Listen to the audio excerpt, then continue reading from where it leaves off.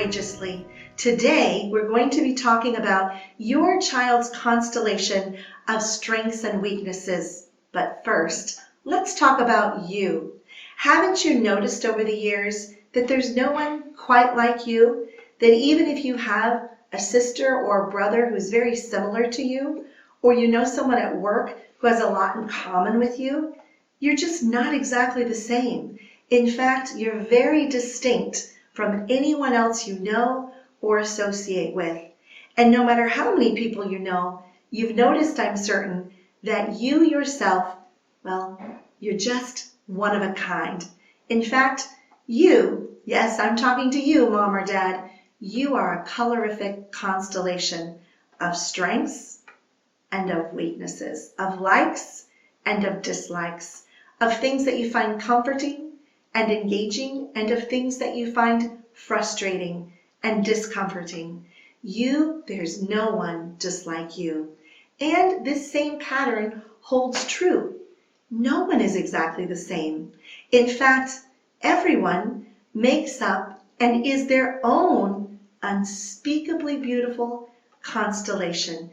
You see, in my years of being a mother of 6 and being a teacher and an administrator and at Apples of Gold, working with many, many families and children, I have observed one constant to never waver, and that is that each one portrays a unique profile of strengths and weaknesses that make them unspeakably, perfectly beautiful.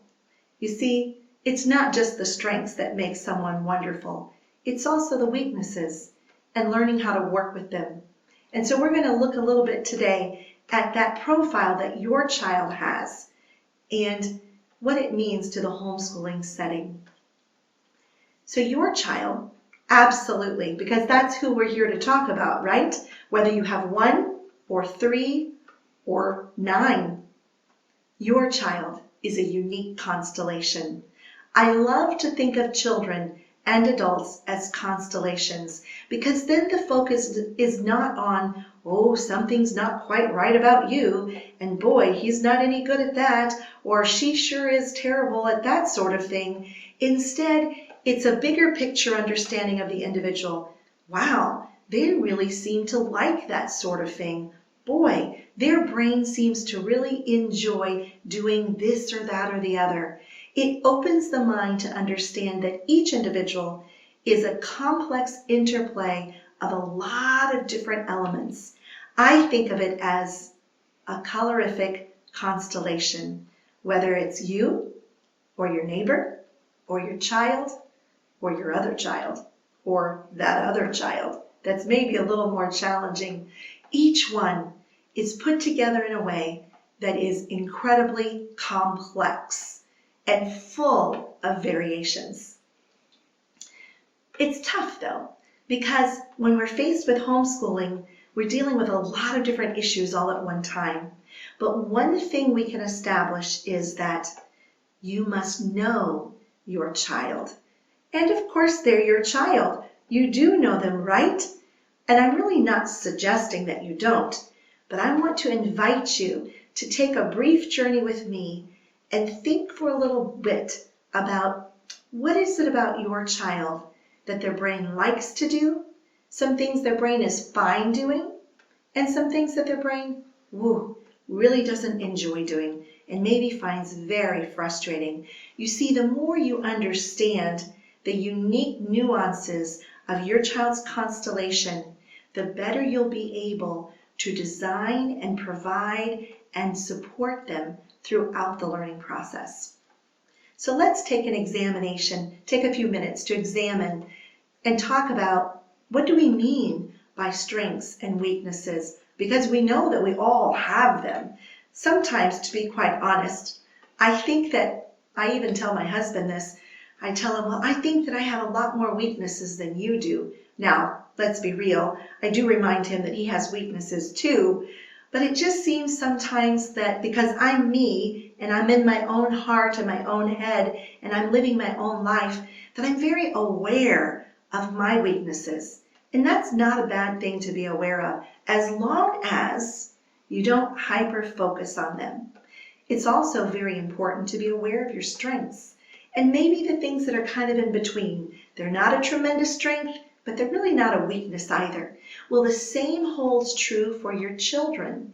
Taking the time to think about and contemplate their strengths and weaknesses will empower you as you make decisions for instructional purposes and just how to navigate different subjects and extracurriculars.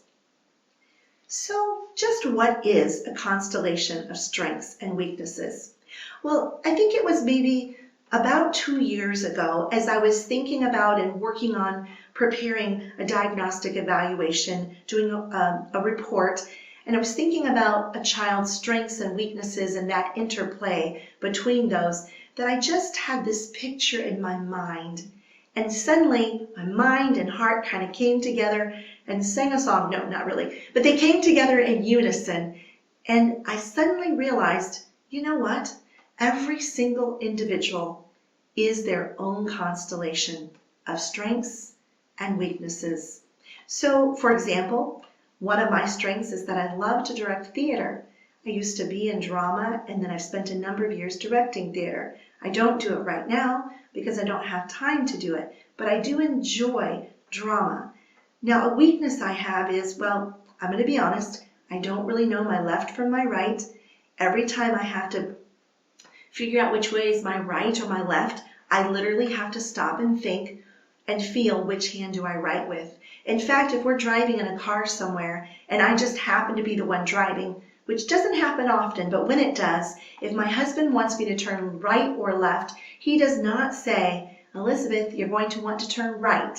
He's going to say, Elizabeth, in about 3 blocks, you're going to want to turn left. And he does that to make sure that I know, because he's lived with me long enough to know I don't really know my left from my right. But I think the most frustrating thing for him as a farmer is that I don't know north, south, east, or west. That's right. I'm working on a doctorate and I do not know, nor can I seem to ever remember the rules for north, south, east, and west. Okay, so maybe those are silly examples, but each of us have our own examples and they all play out in different ways. And I'm sure in your household, you have all these different constellations because each individual carries their own constellation. They don't just have a constellation, they are a constellation. I am a composite of all of my strengths, all of my middle ground areas or skills or abilities, and all of my weaknesses and deficits. It's the same way with your child. So let's examine a little bit more what we mean by a constellation of strengths and weaknesses. So, for example, imagine a beautiful constellation. It has quite a few stars. Some of the stars are very bright and vivid and so noticeable, and they just sear through your very heart when you see them. When I was a little girl, I always tried to pick out constellations. I was not very good at it, but I could get the Little Dipper and the Big Dipper and Orion's Belt. I think that was about the size of it. But I was mesmerized by the bright, vivid stars. The bright, vivid stars in you or in your child or in your spouse or your other child, those are the visible ones. They're noticeable to you if you have a healthy self-esteem, and they're noticeable to people around you. They're very visible. Those are your areas of natural strength or areas that are very easily cultivated into strength. They are also what we would call areas of natural aptitude, things that our minds can learn or our bodies can do with relative ease. Because when I talk about strengths and weaknesses, yes, I'm talking about the mind, and that will be our focus for the next little bit. But it also involves bodily strengths, personalities, other kinds of domains in life. So an area of strength is going to be a very bright star and very detectable and noticeable by all around. It's going to include your areas of talent and also probably be the area where you're the most confident. And this holds true for your child very likely as well. Now, what about those medium stars? You can see them. They clearly constitute part of the constellation. They're clear. They're part of that pattern, but they're not as vibrant. They're not as brilliantly lit as the strengths are. Well, those are the areas that they're appropriately developed. They're not extremely high, they're not very low, and they don't really cause you or your child, depending on who we're talking about, any great duress. So for example, if your child finds reading words and spelling words fairly easy, they've had some good instruction, and they seem to pick up reading and spelling with relative ease, that's an appropriate skill. Maybe they don't love it, and maybe they weren't the first to pick it up, but they never ever required extra intervention. So they're fine. They seem to read relatively well. That's an area that's comfortable for them. It's not a noticeable area of great strength, and it's not a highly discernible area of great weakness.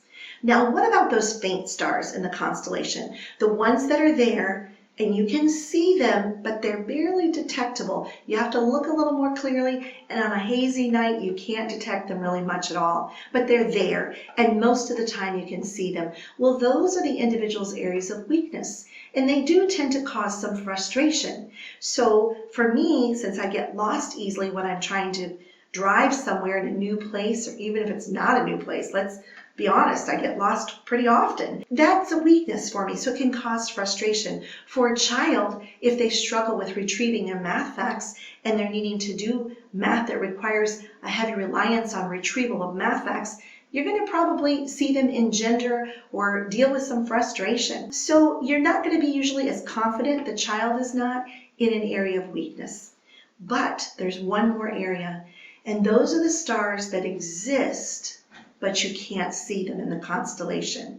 They're there, but they cannot be visibly noticed. Those are what we call the person's areas of deficit. An area of deficit is something that is noticeably difficult for you. Kind of like when I was in high school, true story. Our school was fairly small, so they let anybody join the basketball team. I went to every practice. I really did try hard, but what I'm about to tell you is no exaggeration. I was allowed to play in 2 games, and both times, remember I went to all the practices, in both games I was benched within 2 to 3 minutes because I could not control my body. I was extremely uncoordinated. In fact, a few months after dating my husband, I made some comment. We were driving somewhere and I was just chirping along, telling him something, and I made the comment, well, I'm not very coordinated. I'm just not very coordinated. And he didn't veer his eyes over to me for one moment. He just kept looking straight ahead in that big Ford truck, and he goes, I noticed. Because you see, he is coordinated all day long and then some. But for me, coordination, bodily coordination, is actually a deficit. I just don't have much of it. So a deficit in your child's profile is going to cause great frustration and challenge when they need to do something that their brain just doesn't want to do. It's going to create a lot more psychological frustration. They're very likely to want to avoid that task or that type of task at all costs, and they're more likely to become down on themselves, and they usually have poor self-efficacy in that area, meaning that in that particular area, they don't believe they're capable. They don't see the possibility of being successful there. So the deficits, the stars exist, but you can't see them. And the deficits typically cause the most crippling psychological angst for the child, causing that what's a deficit to become even more challenging, because now psychologically they are down about themselves and they just don't believe that they can do it. So deficits cause a lot of heartache in the homeschool environment. Weaknesses do as well, but deficits are particularly traumatic for both the student and the parent. But the more we understand them and identify them, the better off we'll be in figuring things out for that student. So let's go a little further. Cognitive abilities influence how we process and respond to the world. So your child's cognitive profile, that's one aspect of their constellation. That's going to affect how they view things, how they perceive things, and how they respond to things. And without a doubt, cognitive abilities also make a way for a child to understand and remember and engage with learning. Cognitive abilities enable a child to learn. So when a child has a weakness in one or more, or a deficit in one or more cognitive ability domains, that's going to make the learning journey more frustrating, more challenging. So we're going to look for just a few moments at the 5 major elements of cognitive abilities. So we're not going to delve into today as much at looking into one's athletic abilities or artistic abilities. Those are very important. In the next video, we'll deal more with that when we look at examples and strategies of how to support your child. But of the 5 cognitive abilities, I want to look first at memory for just a moment. Memory has many dimensions. One element of memory, for instance, is auditory memory span. Have you ever told your child, hey, can you put your backpack away and go and get your snack and then come and meet me at the table and we're going to talk about your day? Or given them a 2 or 3 step set of directions and they can't remember the second step to save their life, or they remember the second and not the first, or not the third. So auditory memory span is the ability to remember something you've heard. That's what we call maintenance. If I say to you 7, 0, 6, 5, and ask you to repeat it in that same order, that's one way to measure someone's auditory memory span. But there's more to memory than that. There's also working memory, which is when you hear something and then you have to manipulate it or hold on to it and do something with that piece of information. So for example, if the teacher provides information about photosynthesis, and then after she explains it, she wants the students to take that information and fill out a worksheet, they're going to have to hold on to what they've heard and work it around in their mind. Working memory could be measured if I say, for instance, camel, 7, frog, 5.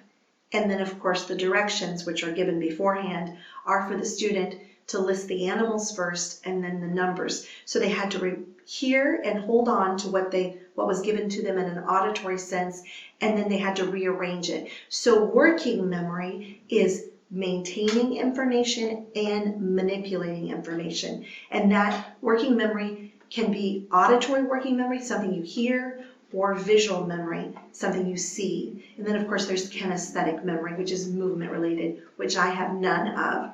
Then there's also long-term retrieval, which is you've heard something or seen something earlier, maybe minutes earlier, maybe a couple of days earlier, and now you need to retrieve it at a later point in time. This often happens when children have to do a quiz or complete an assignment later in the day after being given the instructions and the examples earlier in the day. Then there's something called consolidation, which is more than just memory, but it's very, very important to learning. And you cannot get to consolidation, which is when you truly, truly know something, without your memory function being strong. So some children who struggle actually have weak memory function. And then there's processing speed, and there are different types of processing speed. A person can be extremely intelligent and yet process things very slowly. They just need more time to think, but when they do speak and when they do understand, they're rock solid. A person might be very slow to process movement, but yet very fast to think. A person may have slow perceptual speed, which will affect when they read how quickly their brain can take in and make sense of the visual code of the language. So one's processing speed can affect a great deal. Sometimes a child is very bright and really they do well in a lot of areas, but they simply need extra time on almost every single task. And sometimes children need extra processing time academically, and yet they'll be extremely fast on the basketball court. That happens because they are kinesthetically, they're bodily wired to move fast, but cognitively, their brain tends to move more slowly, even though it's capable of learning wonderful things. Then there's, and the first two I just mentioned, memory and then processing speed, which are broad domains.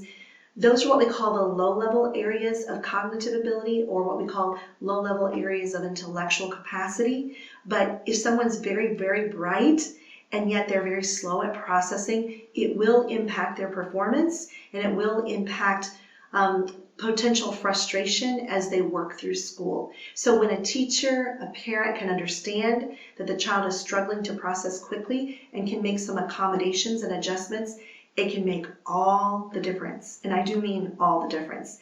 And then of course, memory, if someone does well with quantitative or mathematical thinking, and maybe they have a wonderful oral vocabulary and they speak so eloquently, but they have trouble remembering just basic things like remembering and retrieving their math facts or remembering the oral directions you give them, that memory, it kind of works kind of like a heavy wet blanket, and it makes a lot of things that they have to do, particularly just life function and schoolwork, more challenging. So if you can figure out, oh, my child is really very bright, but they're struggling with memory, then you're in a better place to design really good accommodations. So the next area of cognitive ability is visual spatial reasoning, and this is a high level area of intelligence.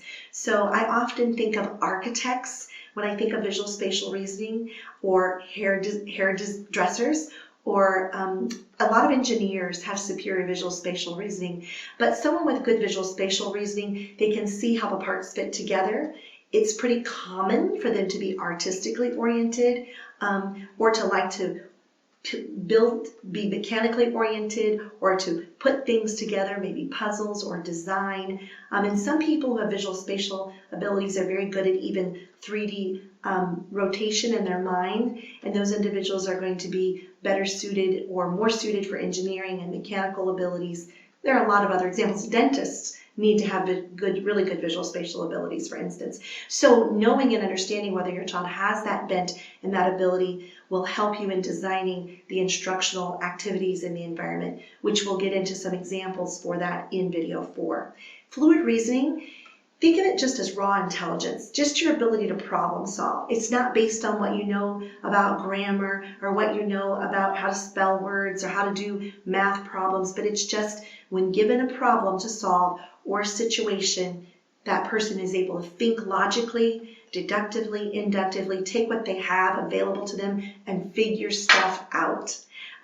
Lawyers who are really good at thinking on their feet, this is an example that comes to mind, they're very good at fluid reasoning. People with good fluid reasoning are able to quickly synthesize components and figure something out. Sometimes people are great at fluid reasoning and they're very dyslexic. They don't read very well. They struggle with spelling. They don't enjoy reading. They're slow at reading, but they're excellent at fluid reasoning.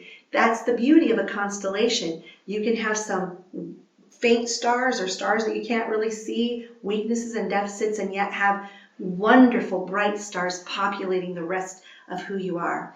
Then there's comprehension knowledge. And comprehension knowledge relates to your knowledge of vocabulary, language, what words you understand, what words you can use, but also just what you've learned from living life. We think of this as more crystallized intelligence, your fund of vocabulary knowledge, but also your fund of just things you know about life, what you've learned by living, being exposed to things. And so comprehension knowledge, when it's a strength, that student is often wired to communicate well, to understand and comprehend well, etc. There are a lot more complexities to it than that, but I just wanted to give you a general overview. So as you're thinking about your child, begin thinking about them with those 5 elements that construct intelligence: memory, processing speed, visual spatial reasoning, fluid reasoning, and comprehension knowledge. Because you want to put your child's profile to work for you in the homeschooling environment. Not just for you, but for him or her too. And that makes for a much more conducive environment and setup for learning. We're going to investigate some key ways to do that next time. Under your child's constellation, no doubt, where the strengths, where the weaknesses are, where the bright stars, where the faint stars are, and that interplay between them and what you do about that interplay is going to color their areas of interest. Those bright stars are likely to drive their areas of interest, which can help you. You can leverage areas of interest to deal with areas of weakness. We'll talk more about that later. But also weaknesses in memory or processing speed will impact the intensity of instruction, how intensive you can be, or if you need to take things at a very light way and be gradual and careful with your layering, and also the amount of repetition they need. Children who struggle with memory always require more exposure to the material. And then, of course, pacing, how slow or medium or fast you go will be affected by your child's profile. And some children will be able to learn very quickly over here in mathematics, and yet it takes an inordinate amount of time for them to learn their sight words. Children will vary. Pacing might be fast here and not so fast over here. Also, their constellation will affect and kind of fuel their trigger areas. If they really struggle with processing things quickly, they may get much more agitated with being timed, for example. Understanding your child's constellation will allow you to leverage those strengths and weaknesses to the advantage of their abilities and help them to learn and to thrive even in the homeschool environment, even if you're not a veteran homeschooler and you weren't planning on homeschooling, because we want to take that child's strengths as we understand them and study them and leverage them to help them soar academically. In the next video, we're going to be looking at specific examples and strategies for doing just that. So, how do we homeschool well? Well, the answer is in the stars. Think about and contemplate before you watch the next video each of your children. And if you have a few minutes, make a list or make a constellation. And the bright stars for Molly, label them. What are her bright stars? Is she a great dancer? Does she seem to reason in mathematics with ease? Does she have a great ability to converse with others? Does she have wonderful social skills? Make those bright stars. Then identify the stars that are fine, but they're not overly brilliantly bright. And then identify her faint stars that are weaknesses, and then the stars that are greatly difficult for her. Do that, just a simple sketch for each of your children, because then you'll be ready to partner with me as we dive into the next video and look at how do we leverage your child's constellation in the learning environment. Thank you so much for joining me for Homeschool Courageously.